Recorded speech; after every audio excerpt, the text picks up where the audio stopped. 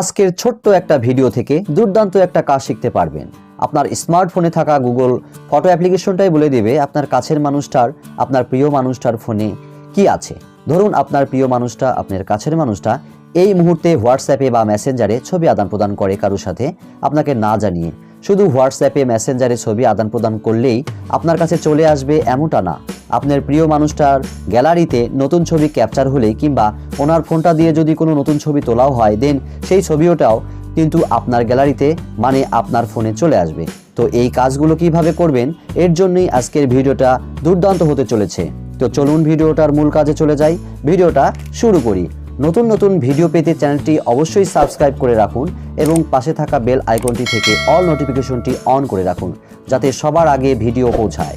তবে ভিডিও শুরু করার আগে আপনার কাছে রিকোয়েস্ট থাকবে, এই কাজগুলো শুধু আপনার উপকারের জন্য আপনি করতে পারেন, কাউকে বিভ্রান্ত করার জন্য শিখবেন না অথবা করবেন না। তো এই কাজটি করার জন্য 30 থেকে 40 সেকেন্ডের জন্য অবশ্যই আপনার প্রিয় মানুষের মোবাইলটি আপনার হাতে নিয়ে নেবেন। তো আমি আমার প্রিয় মানুষটির মোবাইলটি হাতে নিলাম মনে করুন। তো সেখান থেকে একটি অ্যাপ্লিকেশন, গুগল ফটো অ্যাপ্লিকেশন, যেটির মাধ্যমে আমি কাজটি করব, সেটি অবশ্যই ওপেন করে নেবেন। তো এটি প্রত্যেকটি স্মার্টফোনেই ইনাবল থাকে। তো আপনার মোবাইলে যদি গুগল ফটো না থাকে তাহলে অবশ্যই গুগল প্লে স্টোর থেকে অ্যাপসটি ওপেন করে নেবেন। তো আমি গুগল ফটো এই অ্যাপসটি ওপেন করছি আমার প্রিয় মানুষটির মোবাইল থেকে।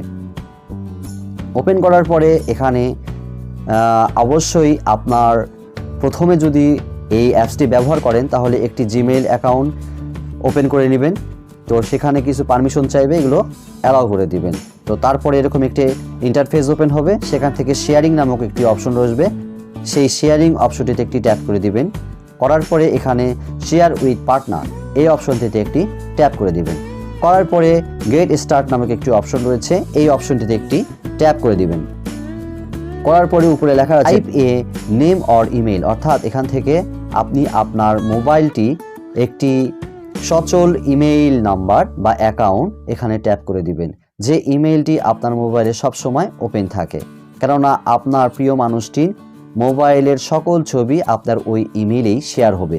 তো এখানে আমার ইমেল অ্যাড্রেসটি সিলেক্ট করে দিচ্ছি।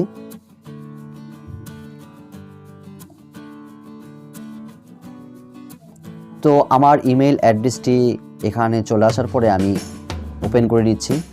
করার পরে এখানে একটি এরকম ইন্টারফেস আসবে, এখানে অল ফটোস এই অপশনটিতে টিক দিয়ে নেবেন।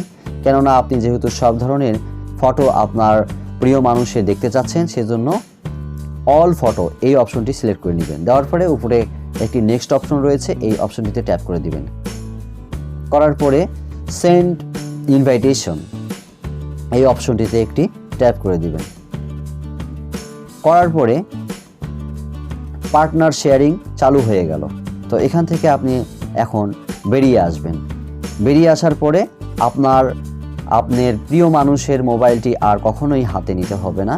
সব সময় যে ছবি তুলুক আর মেসেঞ্জার বা হোয়াটসঅ্যাপে যে ছবি আদান প্রদান করুক না কেন, আপনার জিমেইলে সব কিছু শেয়ার হতে থাকবে। তো এখন আপনি আপনার মোবাইলটি এখন হাতে নেবেন। ধরুন আমি আমার মোবাইলটি এখন হাতে নিয়েছি। তো নেওয়ার পরে প্রথমে যে কাজটি করবেন, আপনার জিমেইল এই অপশনটিতে ট্যাপ করবেন। করার পরে এখানে গুগল ফটো থেকে একটি মেসেজ আসবে, সেই মেসেজটি থেকেই আপনাকে ইনাবল করে দিতে হবে। তো আমি এখন জিমেইলে ট্যাপ করলাম।